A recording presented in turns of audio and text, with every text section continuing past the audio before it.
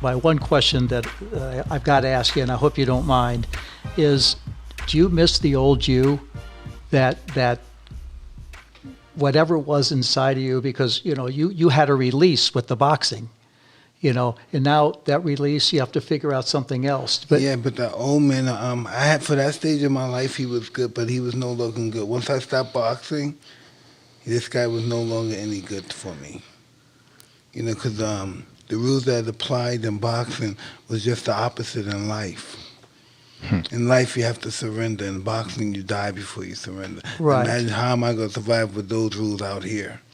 yes, everybody thought yeah. probably that you had to grow up and you were mature now, and never. all those crazy words. I was never mature because I never had a chance to live. I was just existing. After I finished fighting, then I began. A few years after I finished boxing, I began to learn how to live. Talk about that. Well, like in what way? I had to learn how to talk to people different. I had to look at people different for what they really were. And what I believed they were really, their necessity really was. Was it easy for you to find friends after that? Well, no, first I had to become a friend to myself. Everybody wanted to be my friend. I was just an enemy to myself. So I had to do some soul searching. What'd you come up with? That a lot of the things I thought about myself was lies. Lies to survive in the world that I was in. But I'm not living in that world anymore. Now I have to be truthful to myself. And sometimes I forgot the truth. That's kind of so a feeling. I mean, I've never heard anybody talk from the heart like that. Everybody would, kind of slough that off. I mean, a lot of people never find themselves. I know I'm still searching. Yeah, when you think that, you see, 'cause I remember watching you when I was like 15, 16, so I'm watching the 82. You played 80 and 82 with McEnroe and them, right? Right. 79. But I remember watching that. And so what conclusion you coming to when you look at your son? How old is you? 40. And your son is 40 and you say, wow, there's a possibility that I won't exist no more. What would that be like? It's not existing. You can't even imagine it. Even though sometimes we sleep and we have those sleeps when you don't know, when you wake up, you don't know if you were dead or not. If you didn't wake up, you wouldn't know you were dead. But still you say, what is death? How could death be something that we fear? We don't even know what it is. We don't even have the idea, the conception of what it is. We make it up in our mind. It's like another fear, like you were talking we about. Make up. And that's what the world is based off, fear. And that's like the greatest fear of all, the fear of death. That's what we're all running from. And not thinking that it's really the life. Do you think this what you have could really be over? What you possess, this energy you possess, the energy that's making you say like this, no way, you think that can die? No. Yeah. Energy keeps going on. You have to know it's better, it's bigger than your body, right? You have to know that feeling that you have, that you know that you're answering me right now before you even move your head. You have to know that's bigger than your corpse. Because this is just a corpse. Yeah. Just meat. Yeah, that our soul carries. Yep. It's in our way. Yeah. I think that's interesting, though, because it's almost like you're talking like when you retired, you were trying to fit a square peg in a round hole just because of everything you were taught. The world was so different. And Don't take shit from nobody. Then life is about taking shit. Yeah. I don't care who big, how much money, how powerful. It's about taking shit. You think you're the baddest, most powerful man with all the money in the world, and then the person you love the most, one of your children, is a junkie. So now you got to take shit. Yeah. Because there's so much out of your own control. We all got to take shit. I don't care who you are. That's what we all. That's the only thing that bothers us, that we all got to take shit. No matter how powerful and how big our ego get, we got to take shit. We got to bow down and worship. So what are you saying then, Champ? That depends how you accept that allows you to go on? No, it's not about what I accept. It's about how I live my life and how I conduct myself. It's not about what something does. It's all about what I do. I can't control nothing but myself. Right. Just like that's all we can control. How we react to whatever is thrust upon us. Feels like you're very honest with yourself, and you're open, and that's kind of a key to. Well, listen, I'm trying to be honest with myself. Because I've known in my life, I know that I've never said what I actually believe, and I really have never believed what I actually said. But sometimes when I did say the truth, I hid under so many lies, it was almost impossible to find. Nobody's who they truly are. Like, I'm not who I truly am right now. You're not. It's just not that way because we all have things that we do at night that we don't want no one to know what we do when no one's watching us. And that's what makes us different. And that's why people snoop into our business because they want to know what we do when no one's watching us. They don't care, but they just want to know. We want to know. We don't care. We're not even going to tell nobody if we know, but we say, I want to know what they're doing. And what he did, that's just human nature. Animal nature is that way. Yeah. I think humans articulate it. Yeah. Well, that's interesting because you talk about, being ferocious, being animalistic. His mom taught him to be, tiger juices. I mean, this animal, it's funny, this being an animal in one way of life is so, positive and, makes you number one. It makes him number one in the world, makes you the youngest heavyweight champion in the world. But then... You know why?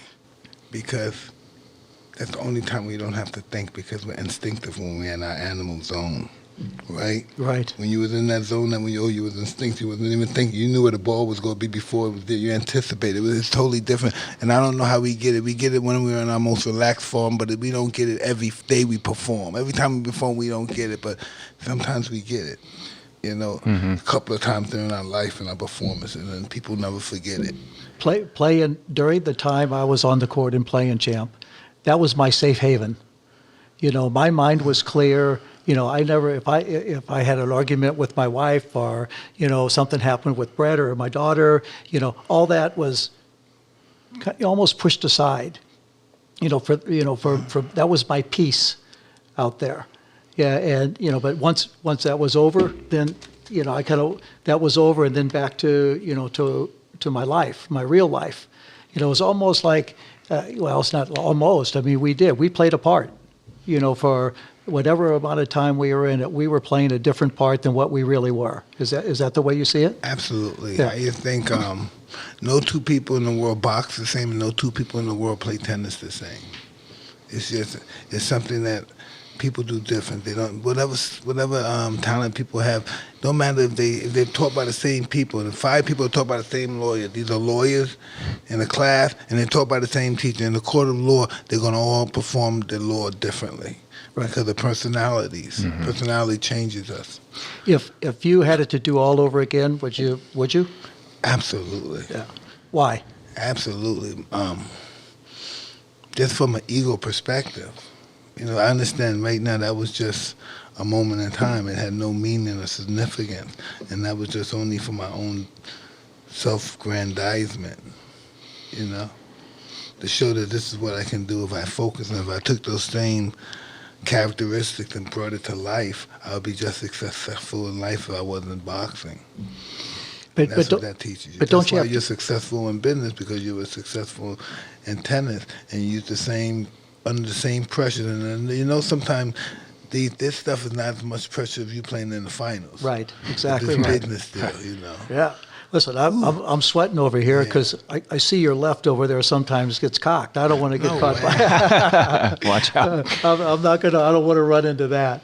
So when your daughter took to tennis, and your feelings towards that, and her happiness, and I, when you said that you'd do anything for her, and that feeling of, does she understand that? And no, she kind of, but she doesn't. But she has to understand. I can understand. I can't have her. She can't be like me, because when I was fighting, I was a kid on welfare. We didn't have nothing. This girl has she lives in big houses. She has a couple of houses and properties. If she loses a game, she's gonna go swimming in her big pool or play tennis on her court and stuff. If I lost, I was gonna go to my 1-bedroom apartment and cry. With people living in there with us and stuff. It's just different. It's a different lifestyle. Yeah, but it is. But can you instill that in her, that killer instinct that you had? She is very aggressive and hit the ball very hard. But she has to learn more than anything. I don't care how powerful you are. I don't care how talented you are. I don't care how good you are. Without discipline, you're nothing. And she has to learn discipline. When I discussed her about discipline, and I was trying to ask her definition, And I would say discipline is doing what you hate to do, but do it like you love it. And I was explaining that to her. I said, once you get discipline, you could beat anybody, because once you have discipline, you beat yourself. And that's what this sport's all about. It's about conquering ourselves and our fears and believing who we truly are.